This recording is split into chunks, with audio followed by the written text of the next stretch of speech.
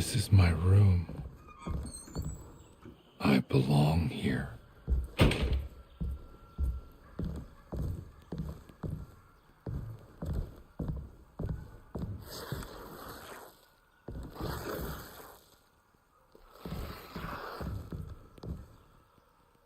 I know that number. Where's that from? I did this. I wrote that.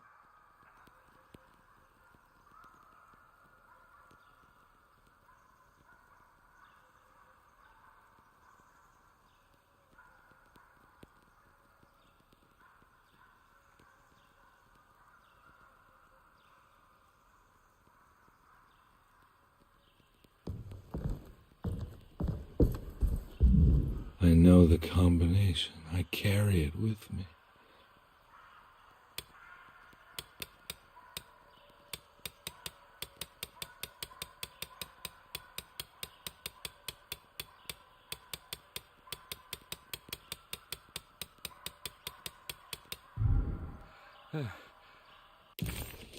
The empty room always felt familiar.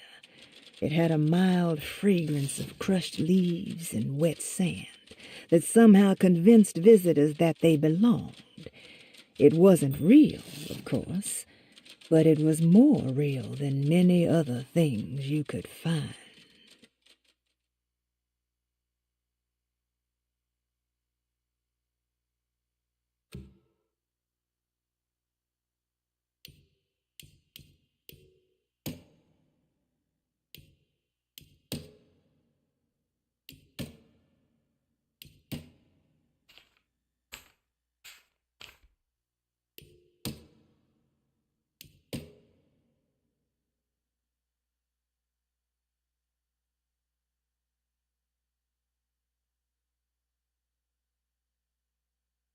Louisiana State Board of Private Investigator Examiners grants the following license to Edward Carnby, Decatur Street, New Orleans. License number 196692-LA. Good until May 15th, 19...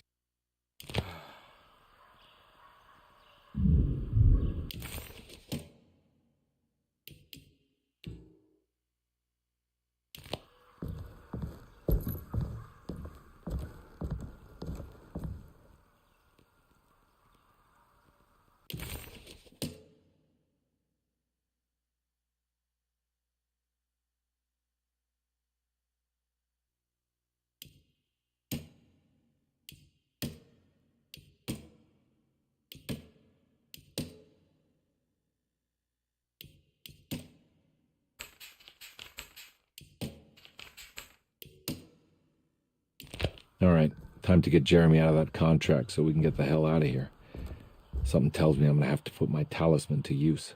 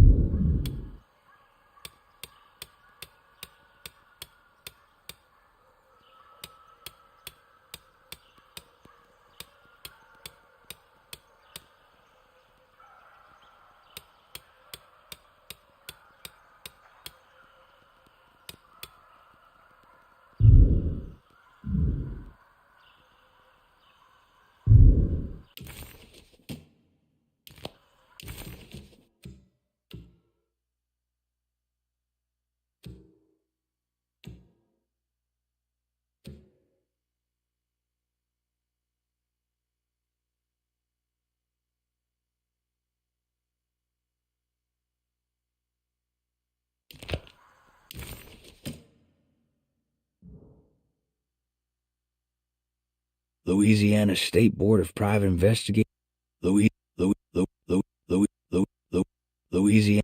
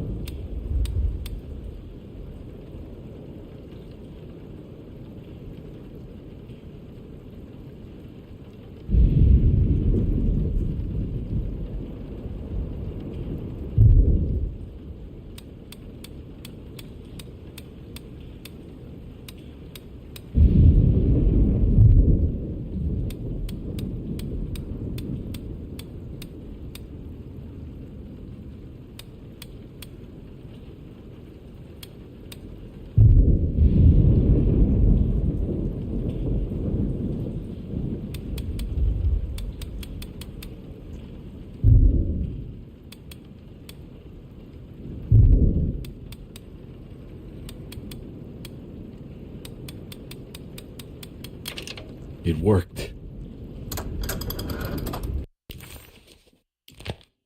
The last guest in the empty room suffered from severe maladaptation. I must write this down, because if I understand the condition sufficiently, it could make me deny this fact at a later date, and there is reason for me to think I may come to suffer the consequences from this dysfunction, as some who came in contact with the guest seemed to adopt a new worldview in which everything was predetermined but broken. Upon accepting this worldview, some memories became unmanageable and later rejected. I do not know what this means. I cannot even remember the fate of the guest. I think they were simply misplaced one day and forgotten. Just like all documents pertaining to this guest, they have all been destroyed, or they never existed in the first place. Who wrote this? There has never been a guest in the empty room.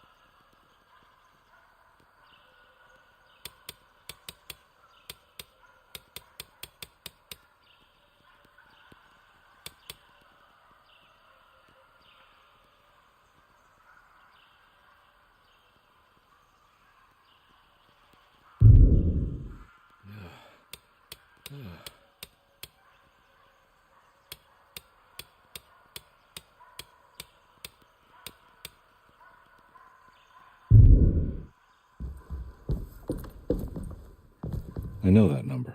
Where's that from? I did this. I wrote that.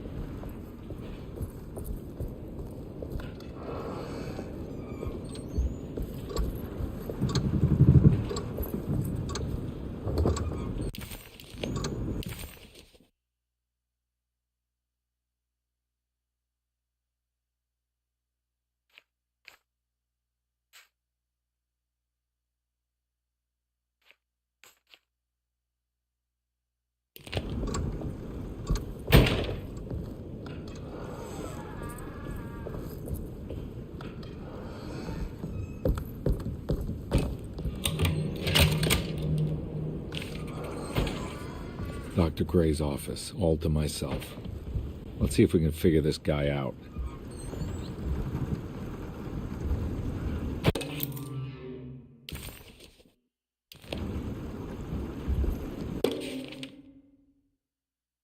This is where McCarthy has hidden my favorite young. It's very important.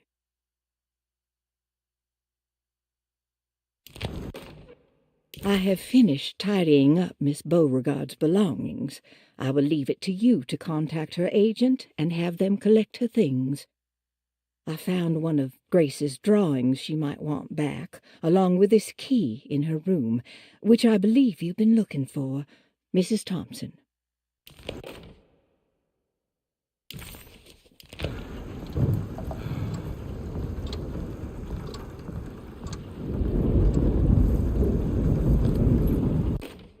Dearest Dr. Manzetti, I find myself in a losing battle with my patient. As I've disclosed in my previous letter, his delusions have him completely captured. It's bad enough that he is torturing himself with paranoia, but his madness turns out to be quite persuasive to others, effectively laying the ground for mass delusion. I am writing to you in hope that you can give me some guidance. Beyond my ambition to avoid devastating surgery on my patient, I have grown worried about my own defenses. The words of my patient are deranged, yet they often resonate with something primitive within me. I have tried photographing his brain with X-rays. It was surprisingly difficult to get good results. Dark blotches on the plates kept obscuring all details. My patient looked at the bad plates and cried out in terror, telling me the dark areas was the shadow of the worm, eating him from inside. I could not see anything out of the ordinary. I hope this is a sign that my mind is not as receptive to the madness as I had feared. After further inquiry, my patient described the shadows inside his mind as some kind of chthonic monstrosity that wants to undermine his sanctuary. This is clearly a reference to a place he calls Heya, a sort of library or convent that works as a psychological haven.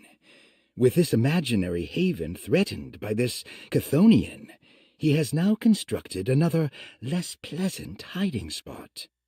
Lately, he has been bringing up a metaphor of a steamboat that has run aground, that he feels like he needs to start the engines and reverse, but he is afraid that the hole in the hull would cause the whole ship to sink.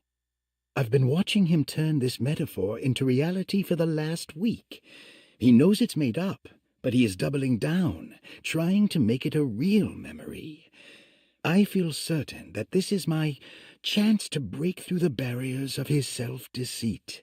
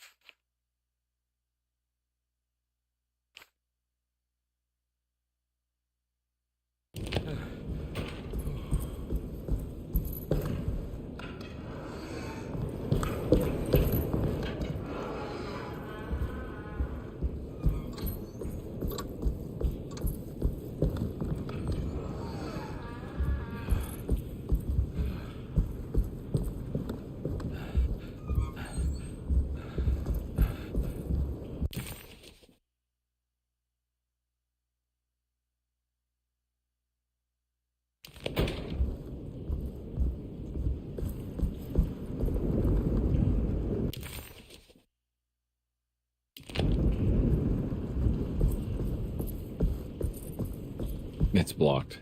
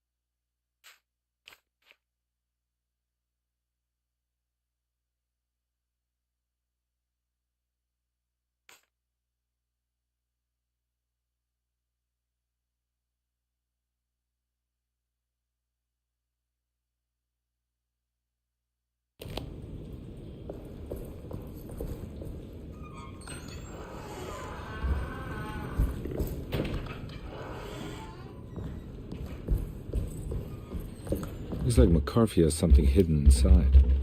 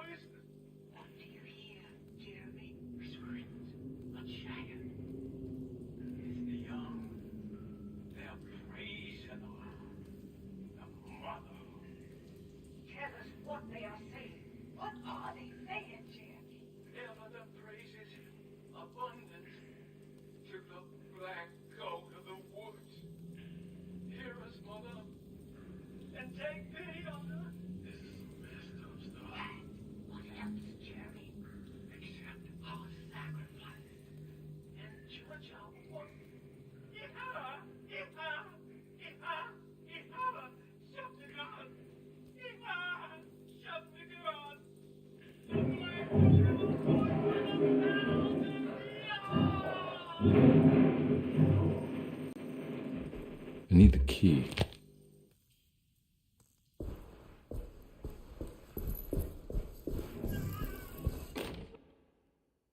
Radiography. Patient Jeremy Hartwood.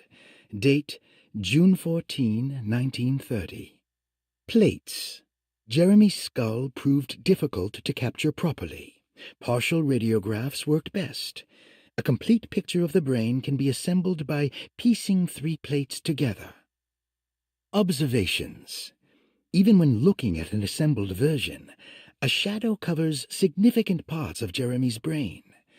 Possible tumor, but more likely that the equipment is failing.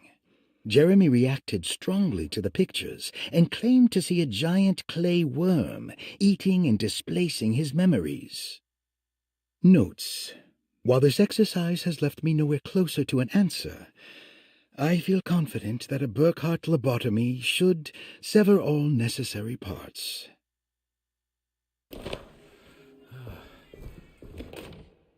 Hypothetical psychosurgery based on the ideas by Burckhardt and the St. Petersburg research could end up saving Jeremy's mind. Severing the connections around the frontal lobe would certainly solve most mental afflictions. The procedure would be brutal in performance, as well as in efficiency.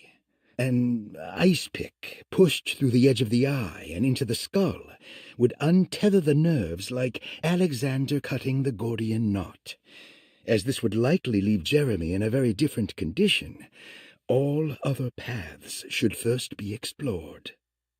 The medical instrument I would need for this lobotomy is missing, and I should have Waits order a new one.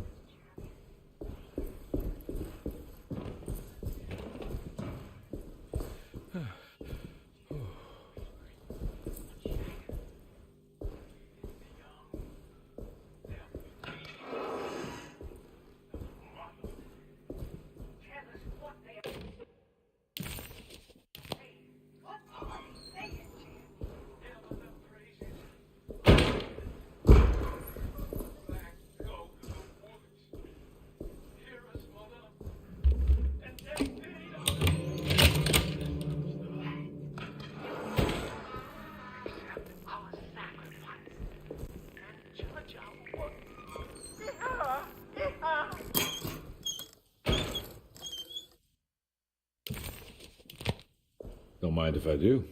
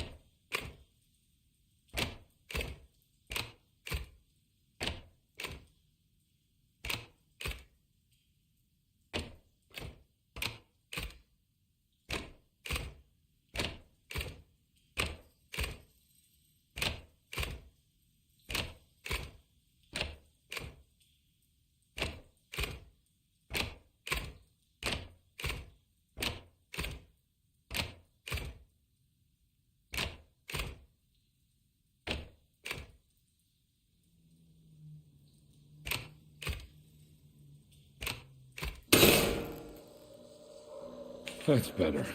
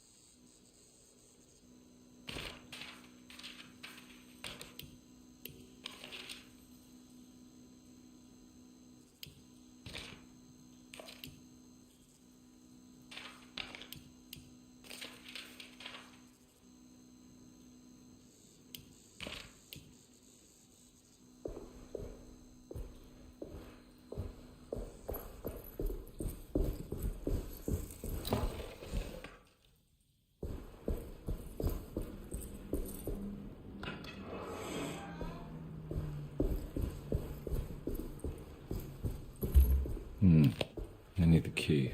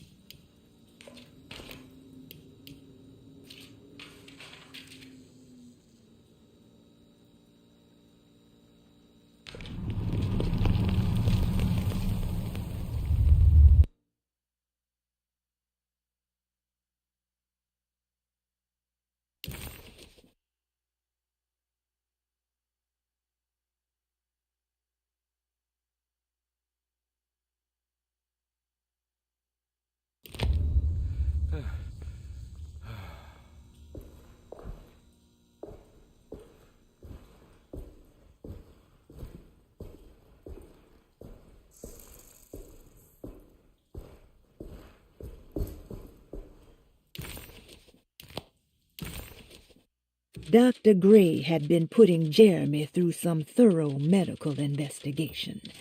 He was trying to break through Jeremy's stories and get to some truth, just like Carnby was. Could Dr. Gray have been trying to break the contract as well?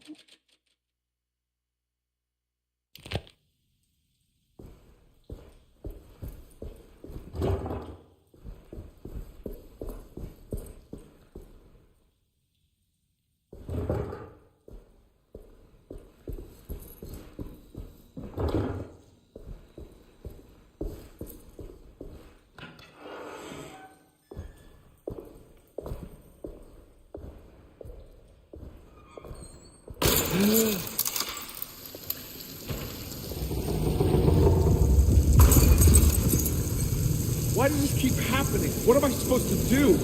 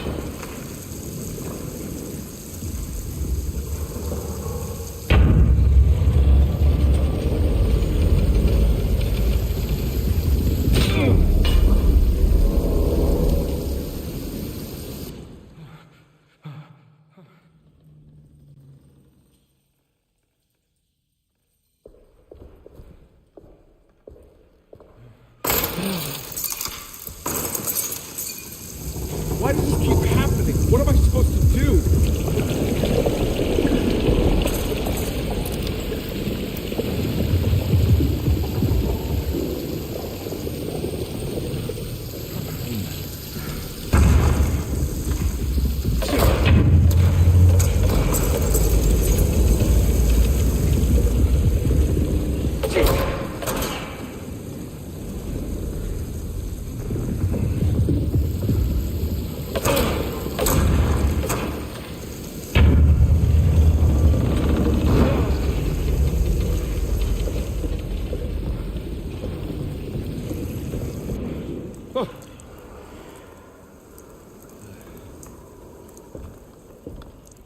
And we're back here. Well, perfect time to have a look around this place.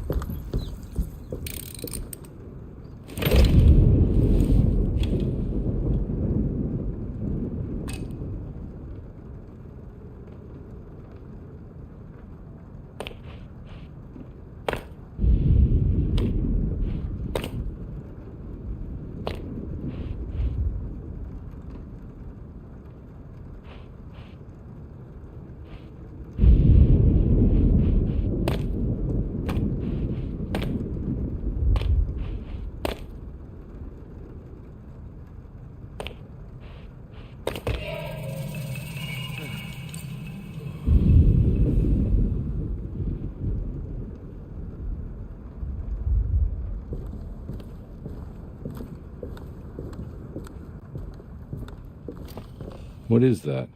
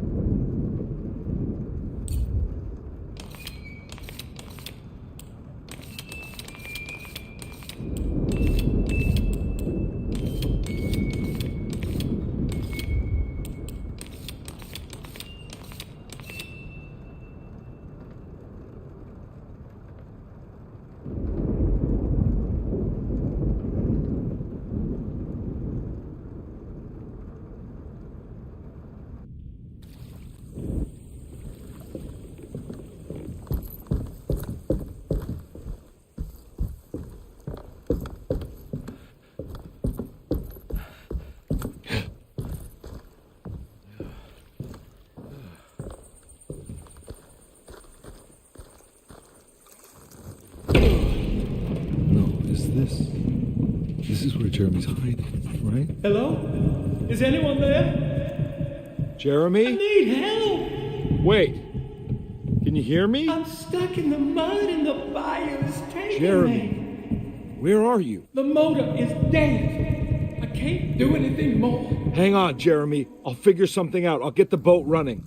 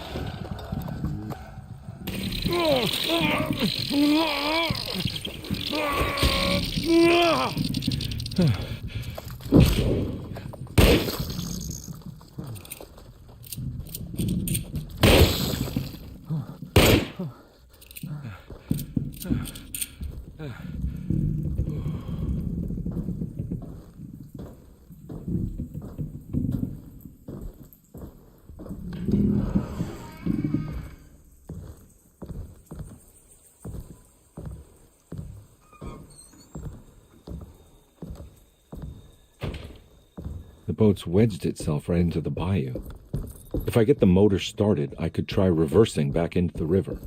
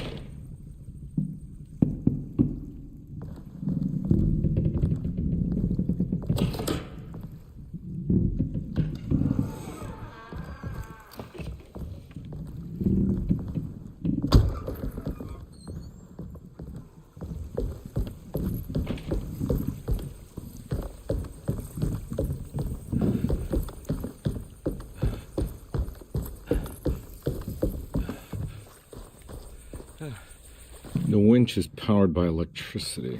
I need to find a way to turn it on before I can use it.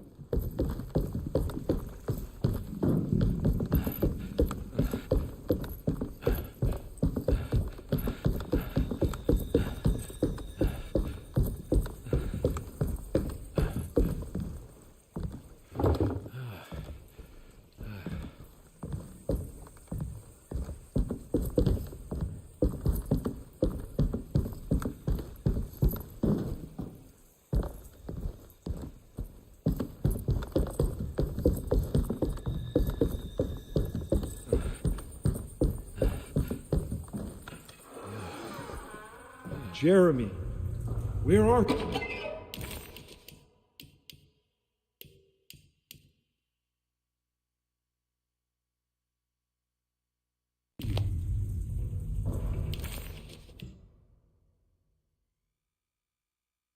There are many ways to cross a threshold. The easiest one is being invited. A door swung open, leading you inside. Another is sleep, hypnosis, or even sudden fright. There are those who fold spaces that challenge Mobius, or jump through angles that defy Euclid. If you learn to properly use your talisman, you could go anywhere. You wouldn't even need to rely on the fluttering wings of the shrieking Byakis.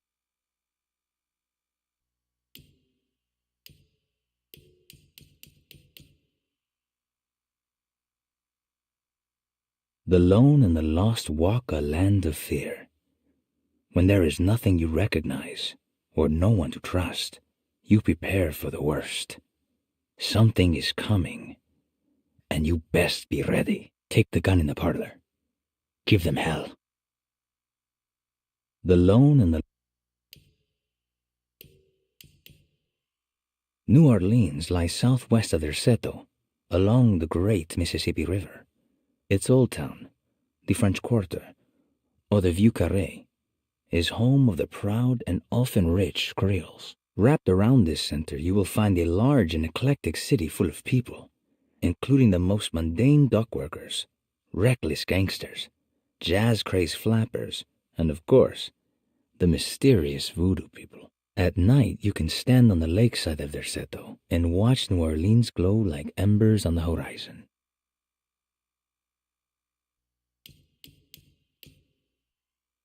What a terrible thing to recognize that your betterment was an illusion. That you are so infatuated by the virtue of struggling that despite all your hard work, you made no real efforts to ever become well. Or that the treatment becomes such an obsession that instead of letting your wounds heal over time, you tear at the flesh in the hope that it will heal better and faster, if only it would bleed in the way you wanted. Do we ever become well? What do you think, Dr. Gray?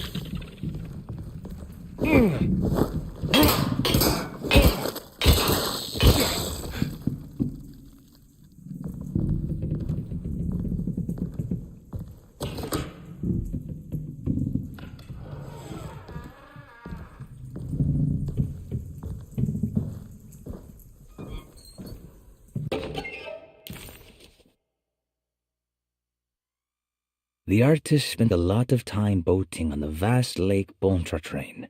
Poetry, painting, photography, everything seemed to become better by the shimmering water and the opalescent sky. One night, as the sailors returned to Derceto, they found a masquerade ball taking place. It must have been Perosi and Nora who invited their friends from the theater. The sailors quickly fashioned masks out of plaster of Paris and joined the festivities. They enjoyed themselves for hours before realizing time was not passing, nor could they find their friends. As they began to worry, they demanded that the guests unmasked, but they could not, because they were not wearing any masks.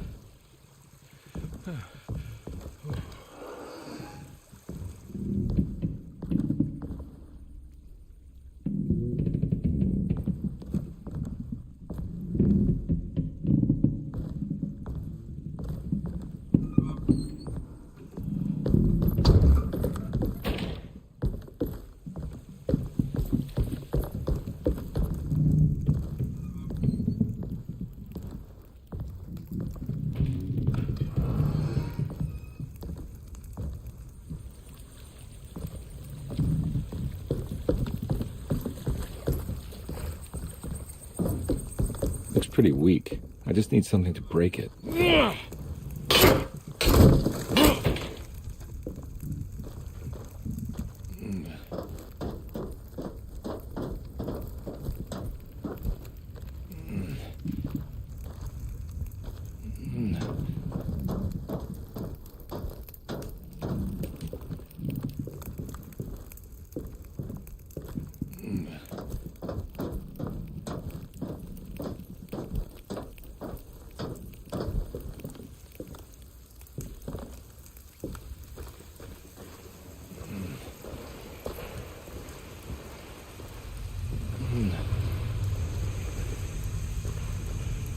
This definitely needs fuel.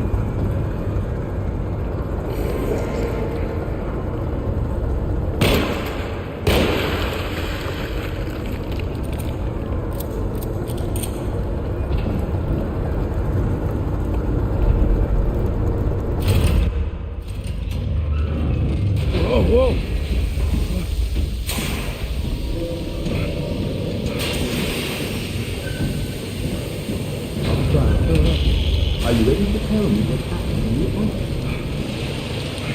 I put a rope around my neck, and then I strangled all the life from my body. Are you under the impression that he died? Yes. No. I was supposed to die. What does that mean? That you were supposed to die? I'm the catalyst. I had to die to make the story happen. What story? What are you referring to, Jeremy? 30 years ago, Frederic needed me to die. You're not making any sense, Jeremy. Find your focus. Hey! I cheated everyone. I didn't play my paw. Hey! I escaped my doom. My destiny. Again, find your focus. Hey, I'm right here. What the hell is going on? Now everything is wrong. Nothing is in place. I'm right here! Calm down, Mr. Carnby. What do you want? Were you not talking to Jeremy right now? I haven't seen Jeremy all day. Are you all right, Detective? No. Actually, I don't think so. Well, maybe. I'm gonna go look for Jeremy. Good. Let me know if you find him.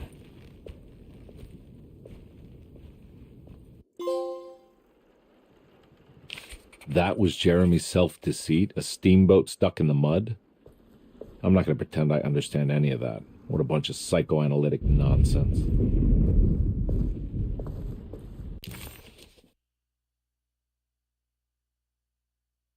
Jeremy was calling out for help, but Carnby couldn't figure out where the voice was coming from. For a moment, Carnby wondered if the boat itself was Jeremy, or if he was below it somehow. It didn't matter right now. Jeremy was clear on one thing. He wanted Carnby to get the steamboat running and out of the mud.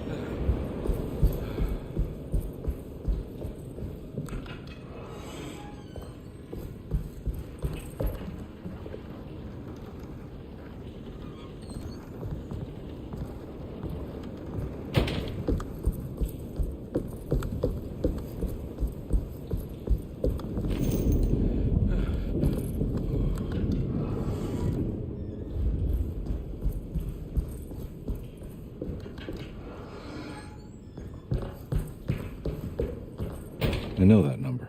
Where's that from? I did this.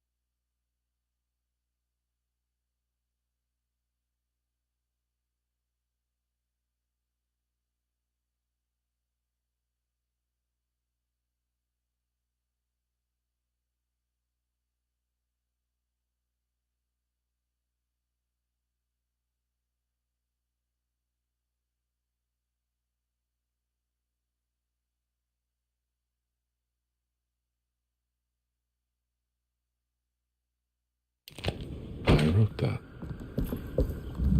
I know the combination. I carry it with me.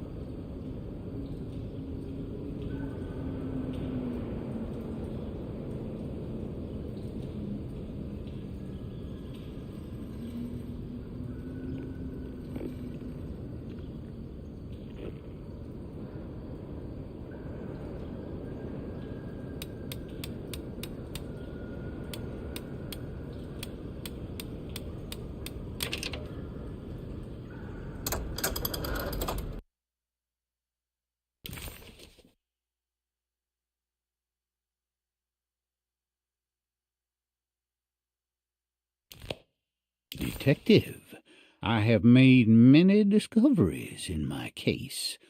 The child we want is safe, thanks to good people like me and you. We're so similar, but you don't see all the things I do. To find your man, Jeremy, you also need to look for the girl. It has always been that way.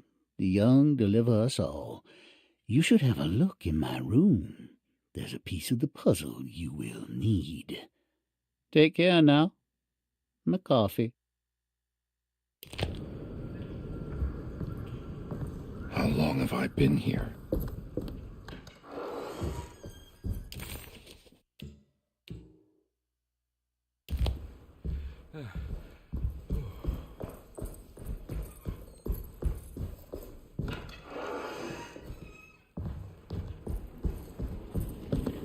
Looks like McCarthy has something hidden inside.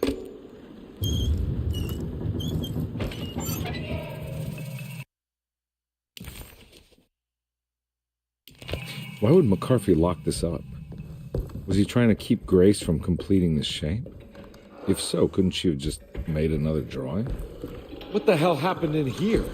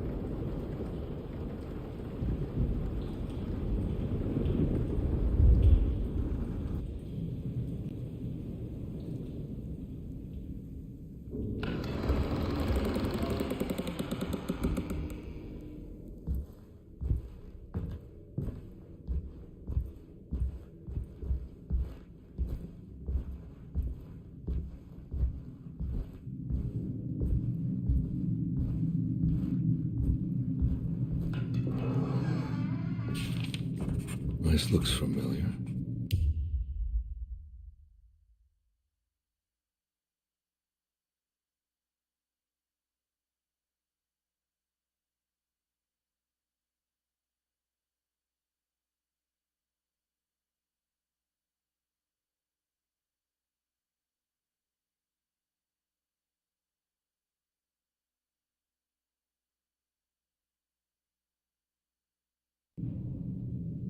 How am I back at the office? That's me, isn't it?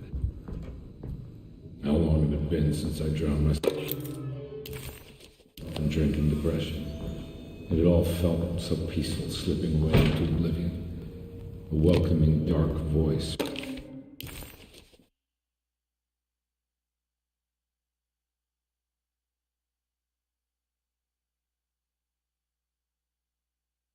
wrapped around my mind like a heavy blanket. It turned off suddenly.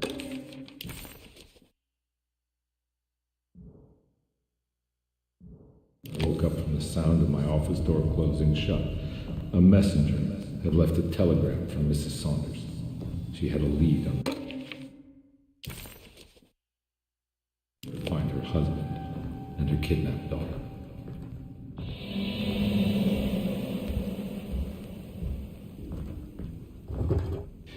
I think I need to figure out where I'm going. God, I used to drink so much back then.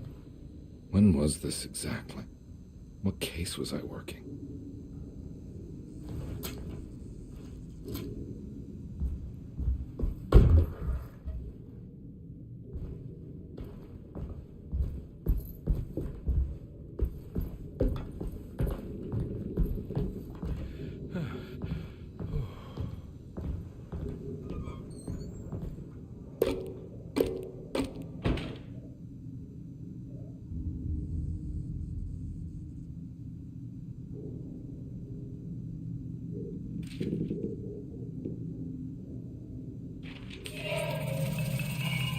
I remember this case.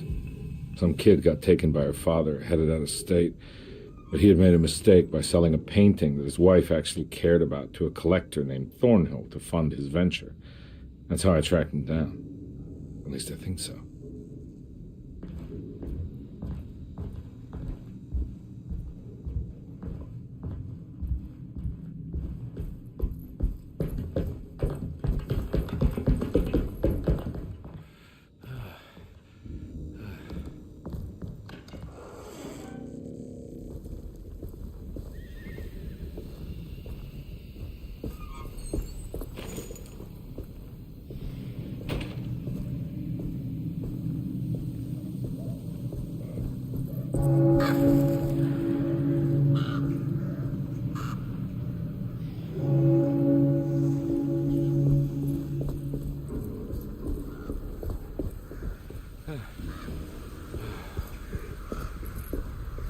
Thornhill wasn't a bad man, but he had principles keeping him from handing out information about his deals. So he needed some convincing.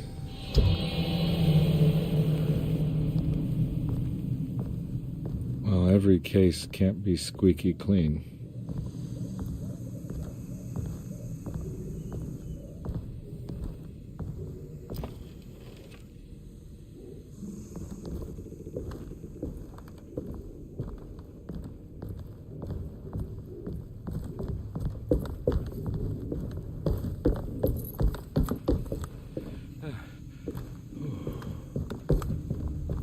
Mr. Saunders had sold a valuable painting to Thornhill, hoping the money would carry him to wherever he was going. The painting, now leaning on an easel in Thornhill's bedroom, had a certain mesmerizing gloom that seemed to call out to me, telling me I was needed for something important. I felt myself falling into the painting, only being brought back by Thornhill, thrusting an address to a Hotel St. George into my hand and asking me to get the hell out.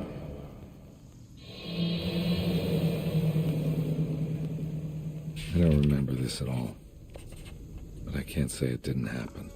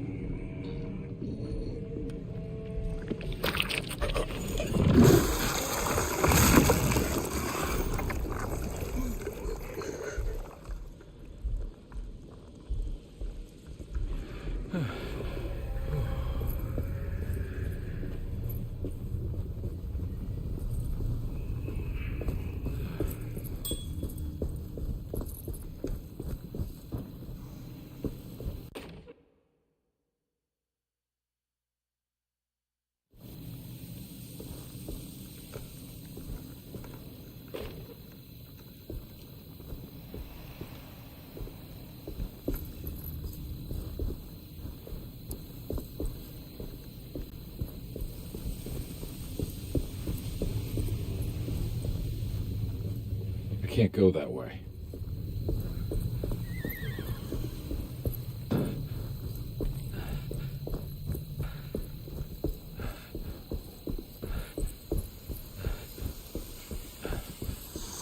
On my way to the hotel, the Morton gang caught up with me. I owed them money, a lot.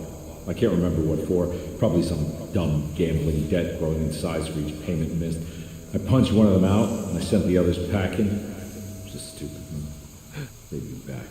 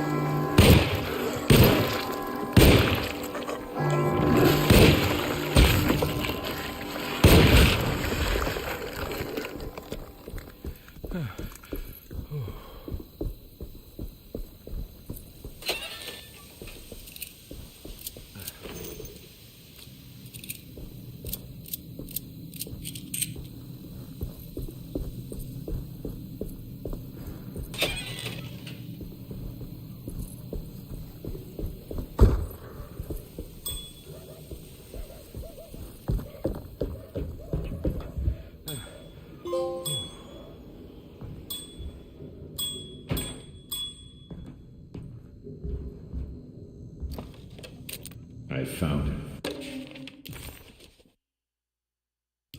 In the hotel ledger, I recognized the handwriting of the signature, Ted Stryker. It was him. I could feel it. It was the kidnapper I was hunting. I put on my knuckles and hurried up to his room.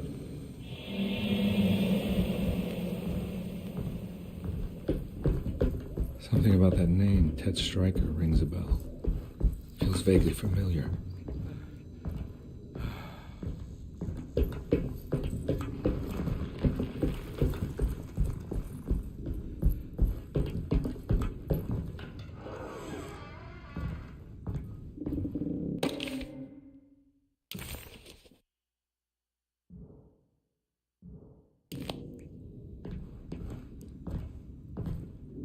I recognize this room, but I didn't catch up with them here. I must have followed them. But where?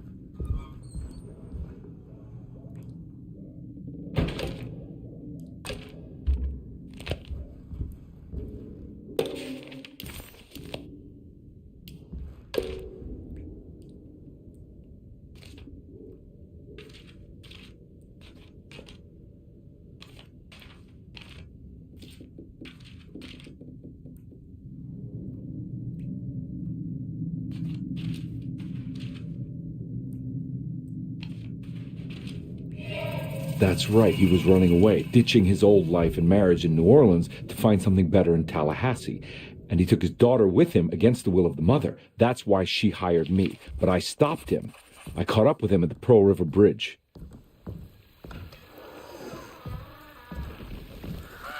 This...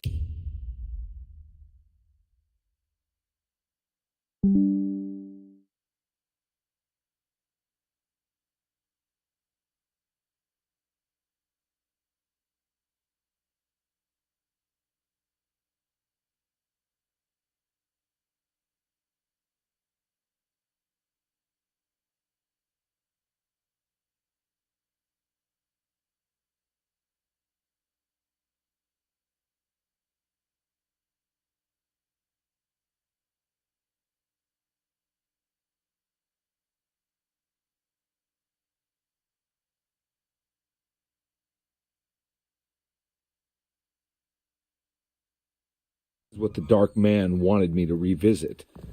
But I'm still not seeing it. What am I forgetting?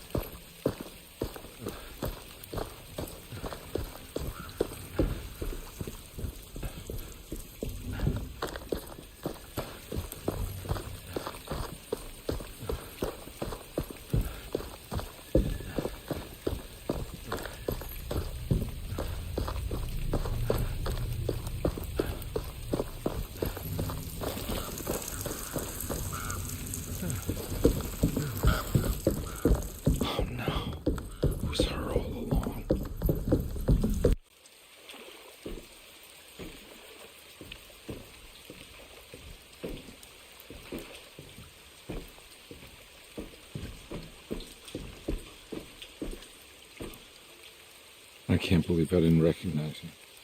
I looked a little different back then, I suppose. Is any of this real? How do you mean? This day, just...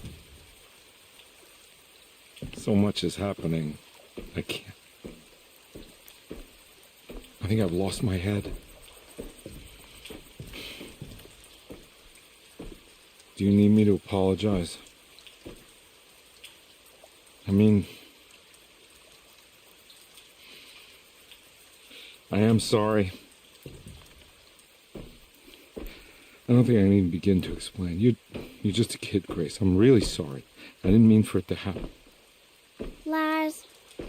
More lies. No, really.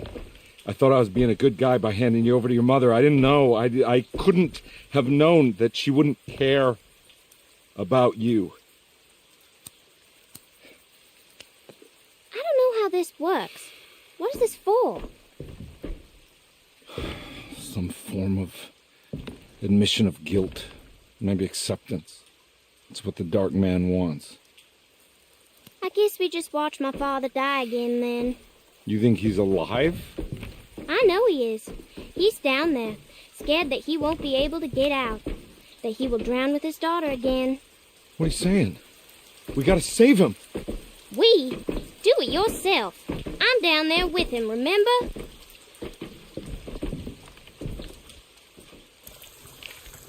Can I really save them? This all happened so... There must be a way to save you both, right? Why else would I be here? Maybe the Dark Man just likes it when you suffer. There was a boat at the house where I entered. If I can raise the bridge, I should be able to get to the car.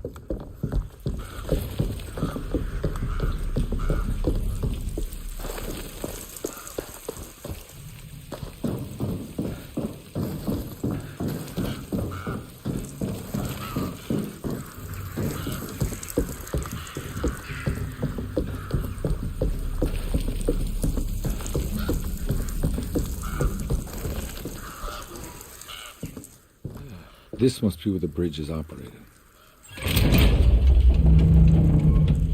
Nothing's happening. It's like something's holding it back.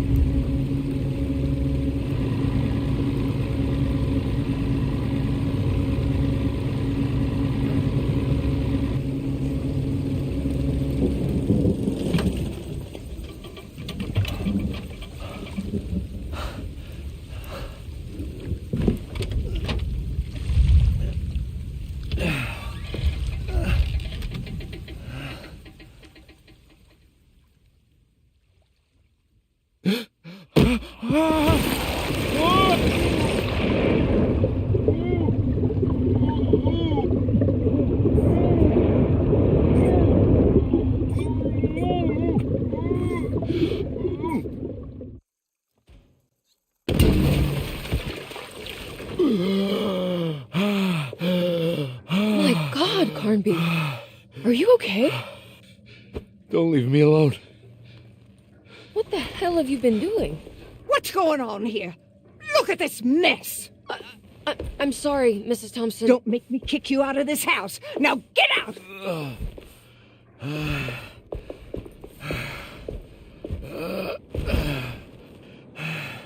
Hey, Detective.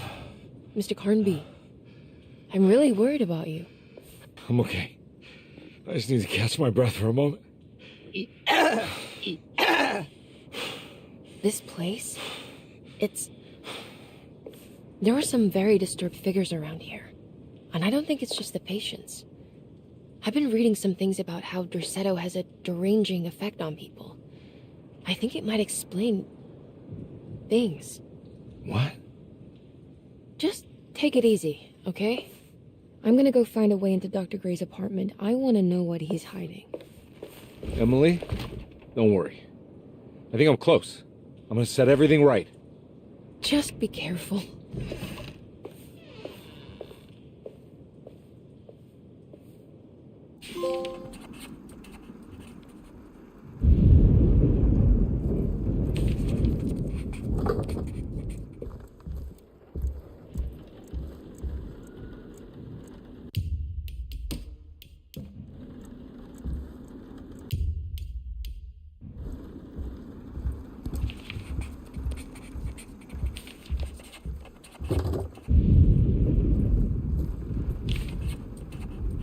I'm not going in there.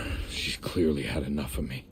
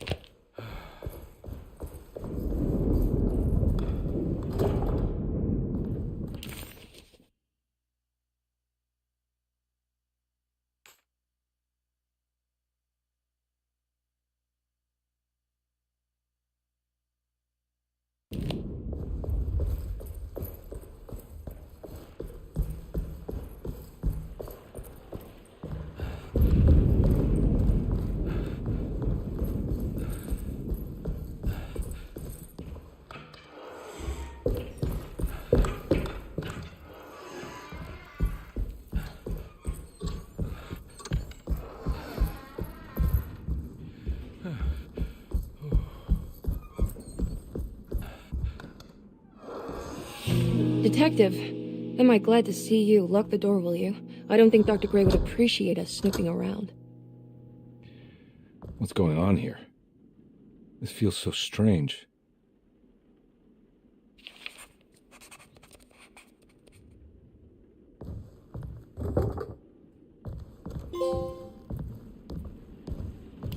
There's a book missing.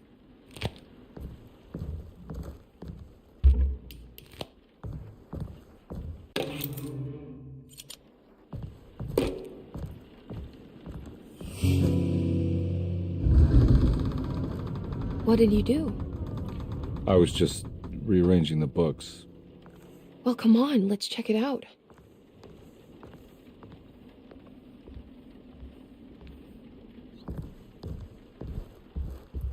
I think I'm beginning to understand. Dr. Gray is dealing with some kind of mass delusion.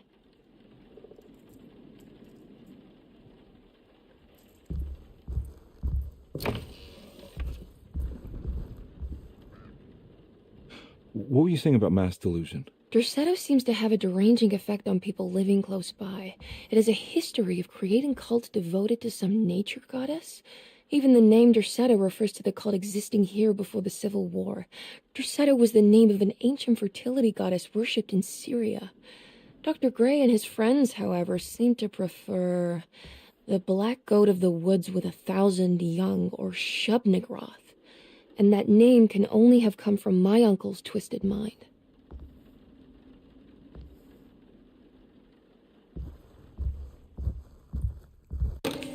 Good to finally meet you, Mr. Hartwood. I'm here on the behalf of your brother Philip. You were expecting me, weren't you?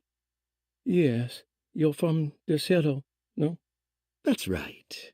I just wanted to ask you a few questions to see if there is anything I can do to help you and your family. Okay. I understand you're full of imagination. You make up a lot of things. I suppose. And you obsess over them, blurring reality and fiction. Sometimes. Do you want to tell me about the Dark Man? No, I don't. That's all right. Perhaps there is something else you can tell me. Something you know to be made up, but you hold dear. Juan? John? Who's John? No, Juan Luis Jorge. Oh, wait there a moment. Here, take a look. Is he... Oh, he is the author.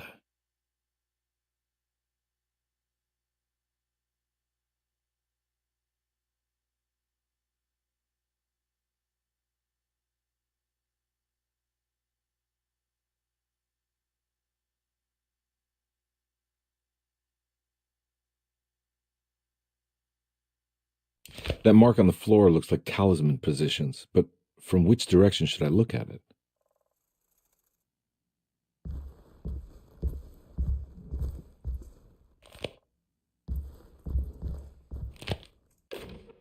The Snake Dagger, a monograph by Yael Klein. In Ludwig Prin's book on pagan rituals called The Mystery of the Grave, as translated by Nicholas Vachy, there are several references to a sacrificial dagger called the Snake Dagger. It has long been thought of as a poor translation of the original text, that it would be more appropriate with worm dagger from the Latin vermis cultrum. This seems natural following the recent consensus that the original title of Prin's book, De Vermis Mysteris, should literally translate to the mystery of the worm. However, this would take away from Vachy's great effort at translating the underlying meaning of the words and revealing several cultural beliefs. While Prin certainly was using the term worm as a symbol or synecdoche for death and the dead, which is made clear by the contents of the book, in the case of the dagger, we shouldn't be too hasty to dismiss his translation. Reading through Vachy's correspondence with his patron, it appears that he had more than just the Latin text at his disposal. Vachy had dug up Prin's living relatives and uncovered several cross-referenced historical texts and an actual snake dagger. The dagger was dated to the early Middle Kingdom of Egypt and had such a clear shape of a wave that Vahi considered calling it the sinusoidal blade. Knowing the full story, it seems prudent that he chose to translate it as snake and not worm. There are several reasons why this choice of word helps us understand the pagans that Prin's book attempts to describe. The symbolic value of the shape becomes more apparent when reading about the use for the dagger. In the passage of possession and exorcism, we find the snake dagger poisons the poisoner within the victim and is therefore pacified.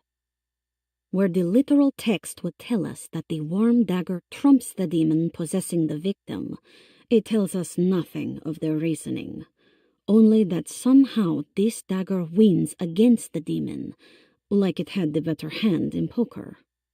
Vahi's translation allows us to follow the underlying logic to the ritual magic that is being performed. Poison the poisoner sounds like fighting fire with fire.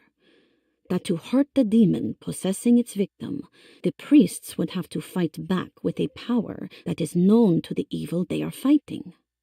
The snake dagger is therefore not only a good way to describe its form, but it also helps us understand how it could be thought of as a useful tool for exorcism.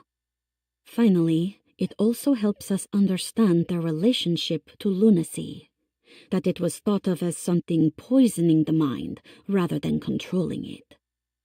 What is also interesting to note is that the possessed are always considered poisoned in their head and not their heart. The snake dagger always went to the eye of the possessed, leaving them partially blind, if they had the good luck to survive.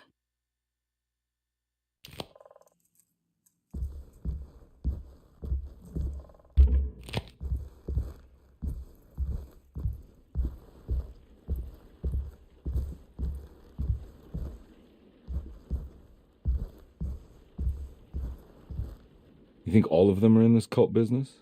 Even Jeremy? I'm not sure any of them have a choice at this point. We just need to find a way to stop all of this.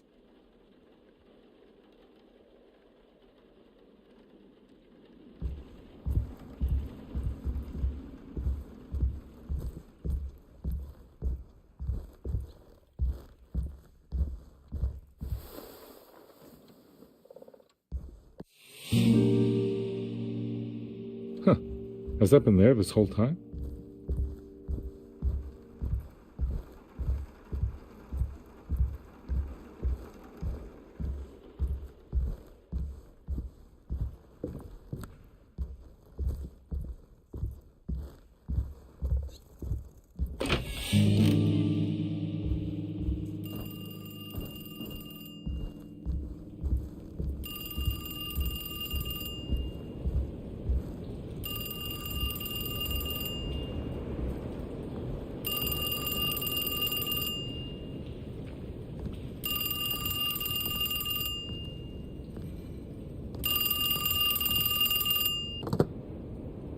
Hello? Detective Carnby? Who is this? Jeremy? Jeremy is with the Dark Man. You can't save him. Well, I've done everything he wanted so far, and there's just one more thing on the list. I expect him to keep his promise and return Jeremy unharmed. Get out, Detective, while you still can.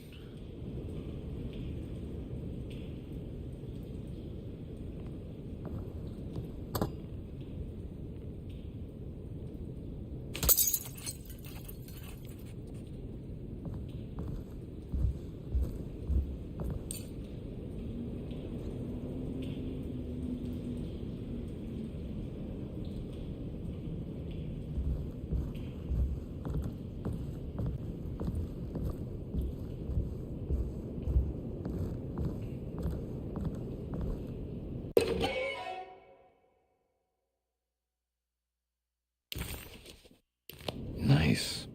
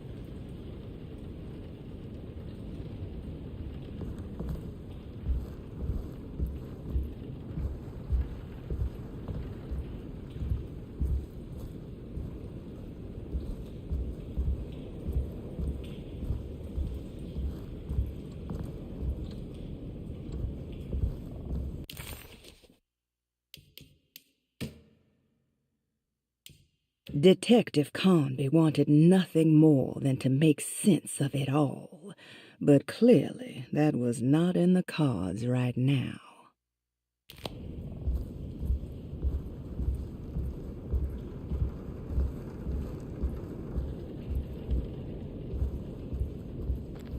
I've been so busy trying to free your uncle from the promise he made to the Dark Man. I guess I kind of just let everything else go. Don't worry, Detective. I feel like we're close. I'm sure Jeremy will turn up. If he is part of the cult, he wouldn't want to miss the Feast of St. John. I just need enough information to make him see the truth. I hope you're right, but I doubt he'll show up. Not as long as the Dark Man's got him hiding.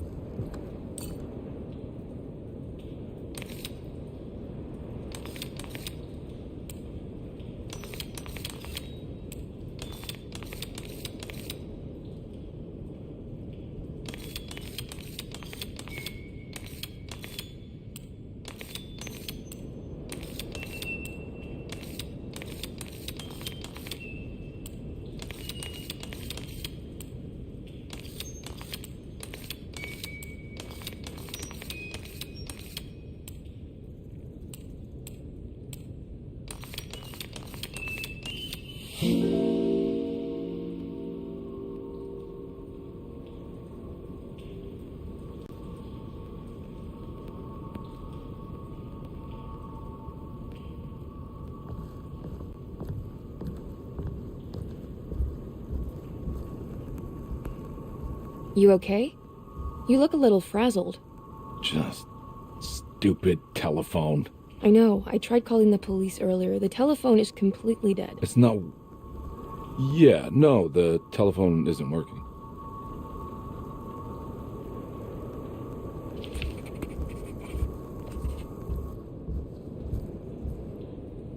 Miss Hartwood, I think you're gonna want to see this.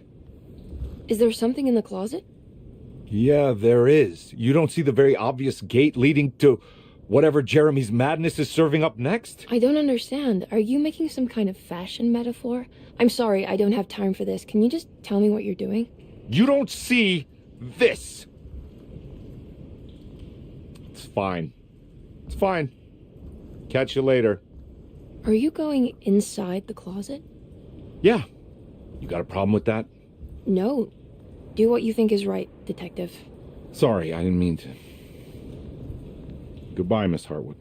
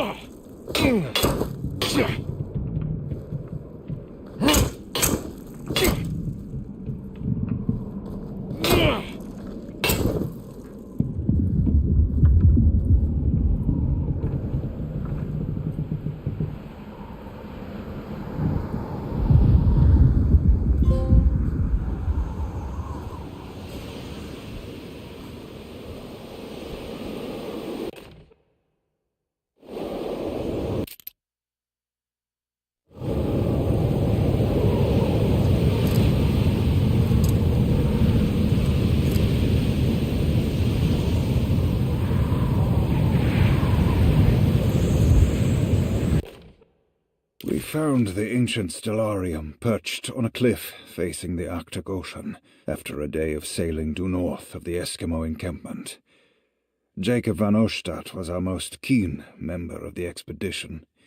He had been chasing down the source of a peculiar type of crystallized metal present in several sacred items among the natives on the northeast coast of Greenland. The site was a remarkable find for any explorer, and we were all enraptured in our search for enlightenment and meaning. The surviving architecture seemed almost unearthly in origin and astonishingly sophisticated. The metal Jacob was searching for was abundant, almost ubiquitous. We were so taken by our find that we were surprised by the sun falling below the horizon. As we quickly picked up our gear, ready to head back to our camp, Jacob van Oostad declared that he wanted to stay. He was adamant. We begged him to reconsider. The night would be getting colder by the hour, and we feared for all our safety. Jacob refused, threatening us with violence if we wouldn't leave him alone. As the snowfall turned heavier, we left him there on his own. The next day the weather became worse, and we had to spend hours enforcing our shelter as our tents became increasingly useless. The group had ridden off Jacob, thinking he must be dead. I had an urge to make one final attempt to save him, so I headed out as darkness fell with a handful of flares and headed toward the coast and up the climb, towards the stellarium. That's when I saw him, transfixed by a burning sky, that celestial lantern. Jacob keeled over and let out a painful shriek that struck me with such fear and pity. He was crying in agony, for the cold weather had ravaged his flesh. I called out to him, and he turned to face me. His vacant stare held me in place like a needle through a butterfly, and he said, "You must leave now, Herstan. Go, and never come back." And so I left.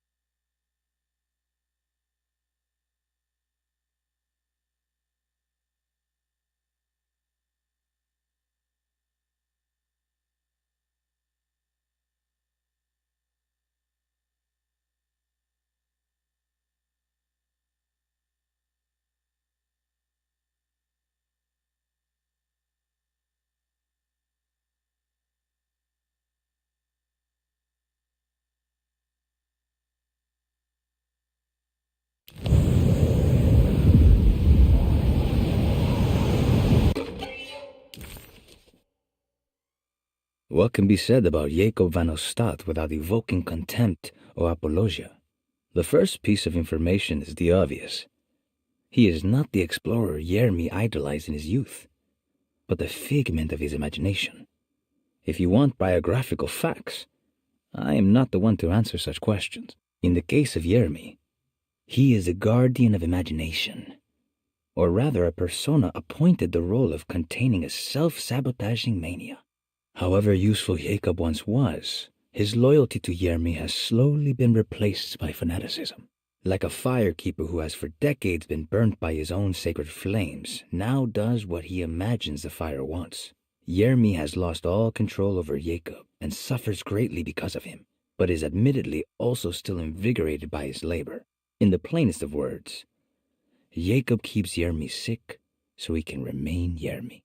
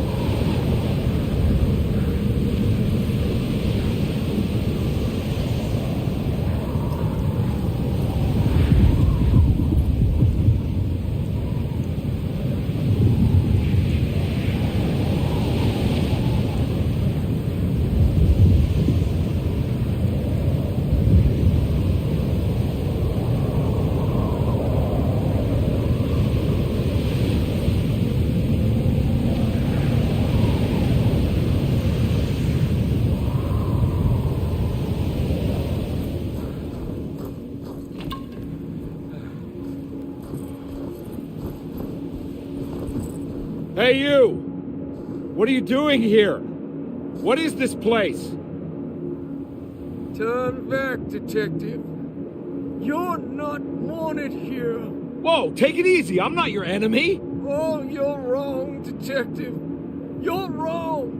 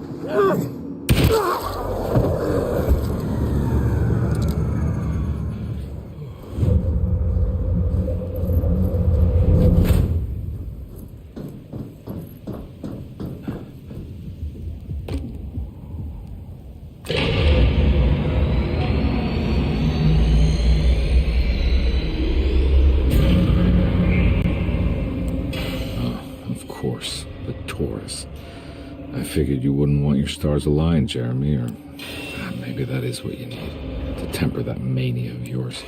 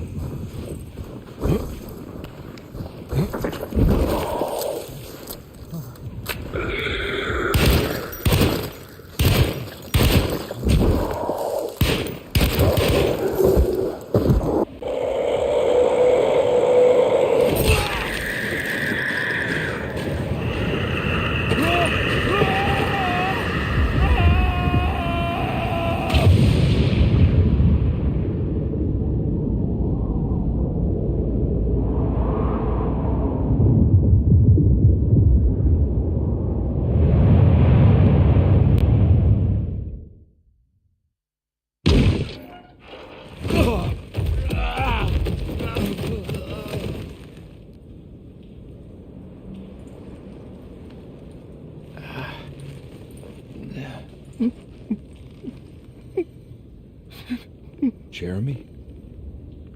I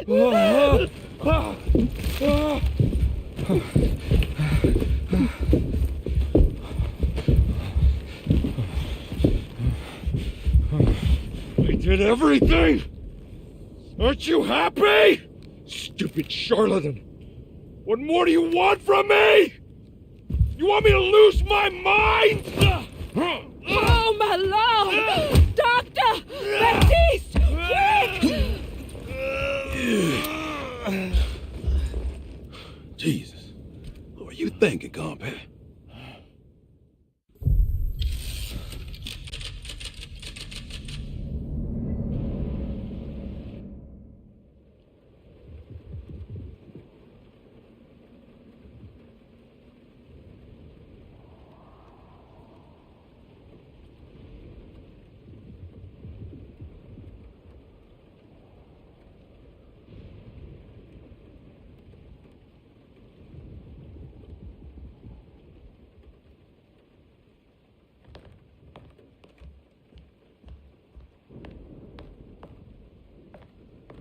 You awake? You are awake. Mr. Carnby's up. Hey, buddy! I thought you'd be knocked out for the rest of the night. Come on out and join us, will you? I'll save you some gumbo. Good to have you back. You gave us all a good scare. What happened? You had a psychological breakdown. Sorry for manhandling you, but you were being violent, you see. You stabbed Jeremy and then punched Dr. Gray. Are they okay? Jeremy's a little strange, but everything's back to normal. Really? All thanks to you, Carnby. You want to try standing up?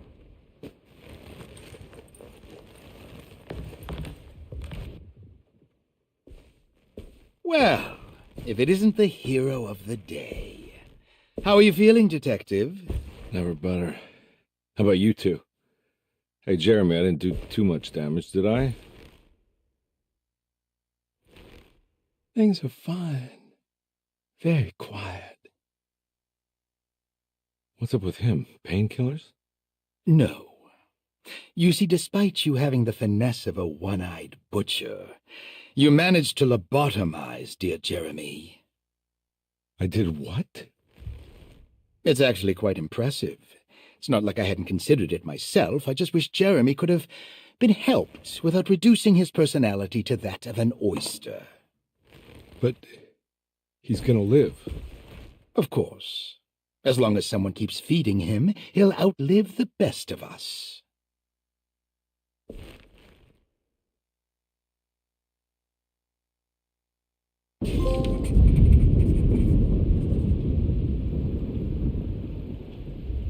Does Emily know about Jeremy's condition? Yes. She seems to be handling it quite well under the circumstances.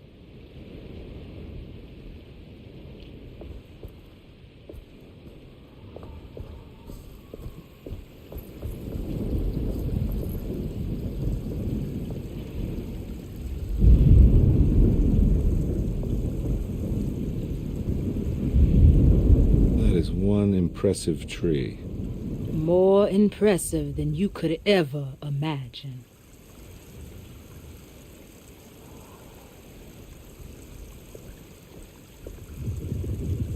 So how does this all work? You dance around chanting? For the ritual, I mean? Stay and find out, Detective. It might just do you good.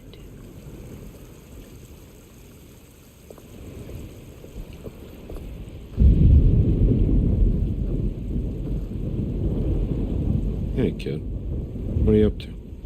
Preparing for the ceremony. I don't want to disappoint Mother.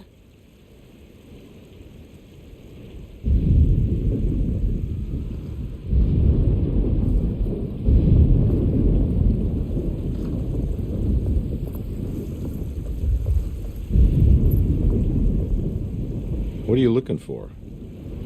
Just keeping an eye out for the storm. Radio says it could be a wild one.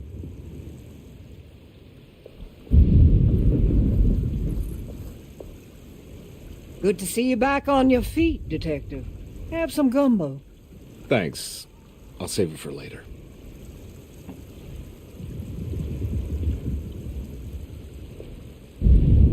Seems like everyone's in a pretty good mood. The Eve of St. John is the most important date of the whole year.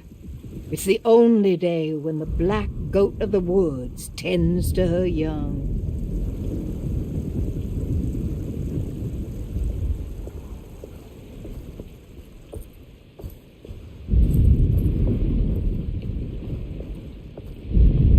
Hey, Ruth.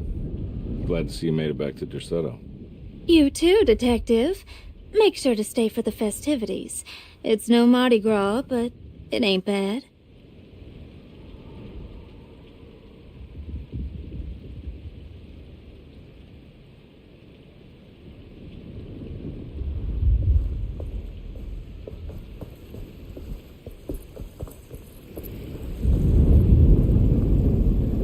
You haven't seen Emily, have you? No, Detective. I haven't.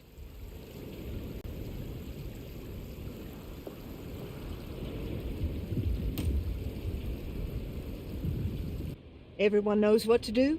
Y'all know the new words. Mrs. Thompson, we talked about this.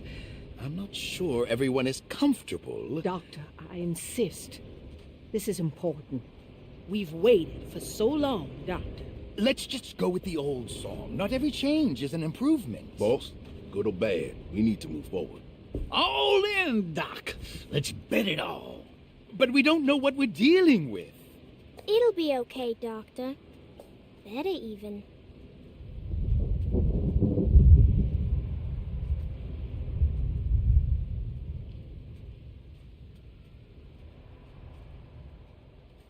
Oh, there are praises and abundance to the black goat of the woods. Hear us, mother. Take pity on us. Take pity on us. Ever there praises and abundance to the black goat of the woods. Take pity on us. Hear us, mother, and take pity on us. Take pity on us. Mother, and take pity on us. Ever there praises and abundance to the black goat of the woods. Hear us, mother, and take pity on us. Accept our sacrifice and judge our work. Judge our work. Stop! Are you crazy? This here's what needs to happen, Carnby. Grace, stop! Yeah! Shoot the ground! Yeah! Shoot the ground! The black goat of the woods Stop in the ground! Yeah! Stop! Detective, get my uncle out of here! Jeremy, come with me! Get over here! Jeremy, come with me! Jeremy, come here! No! There has to be a sacrifice! We're doomed!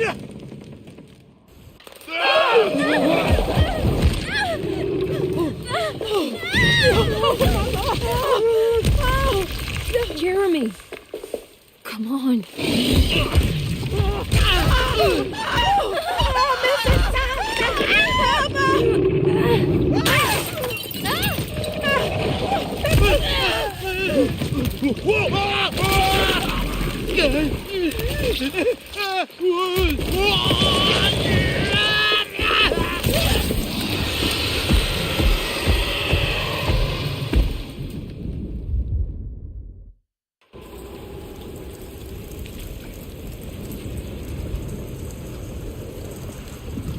I can't let that monster leave Derceto. I have to stop it.